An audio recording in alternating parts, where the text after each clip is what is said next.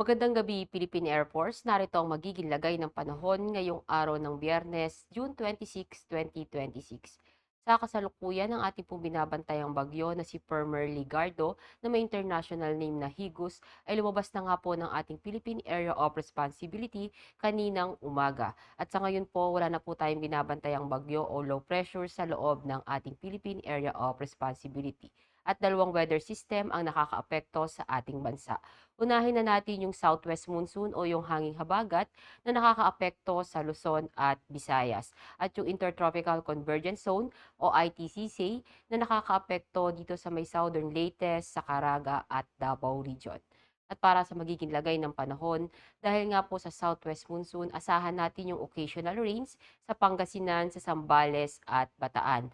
At yung maulap na kalangitan at na may kalat-kalat na pag-ulan, pagkulog at pagkidlat, asahan naman natin dito sa Metro Manila, sa Batanes, sa Babuyan Island, sa Cordillera Sea Region, sa ibang nalalabing bahagi ng Ilocos Region, sa Cavite, sa Batangas, sa Bulacan, sa Tarlac, sa Pampanga, sa Occidental Mindoro, sa Palawan, sa Antique, sa Iloilo at Guimaras. Dahil naman sa Intertropical Convergence Zone o ITCZ, asahan din natin yung maulap na kalangitan na may mga kalat-kalat na pag-ulan, pagkulog at pagkidlat dito sa Southern Leyte. At ay ibang nalalabing bahagi ng Luzon at Visayas, asahan naman natin yung bahagyang maulap hanggang maulap na kalangitan na may mga pulupulong pag-ulan, pagkulog at pagkidlat.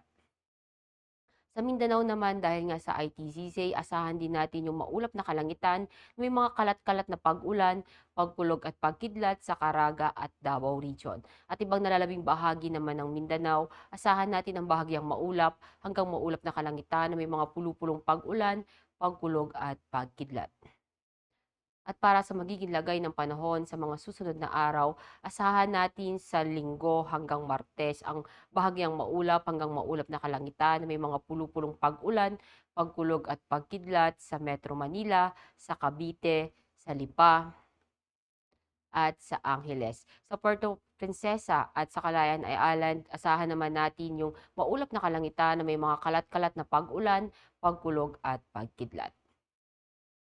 Sa Mactan, asahan natin sa Linggo yung bahagyang maulap hanggang maulap na kalangitan, may mga pulupulong pag-ulan, pagkulog at pagkidlat. At pagsapit ng Lunes at Martes, asahan natin yung maulap na kalangitan, may mga kalat-kalat na pag-ulan, pagkulog at pagkidlat. Sa Zamboanga at Davao, asahan natin sa Linggo hanggang Martes yung bahagyang maulap hanggang maulap na kalangitan, may mga pulupulong pag-ulan, pagkulog at pagkidlat.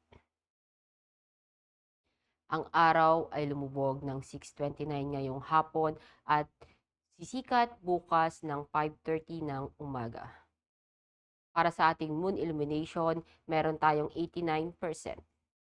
At para manatiling updated sa lagay at taya ng panahon, ipollow lamang ang Air Force Weather Center sa aming mga social media accounts.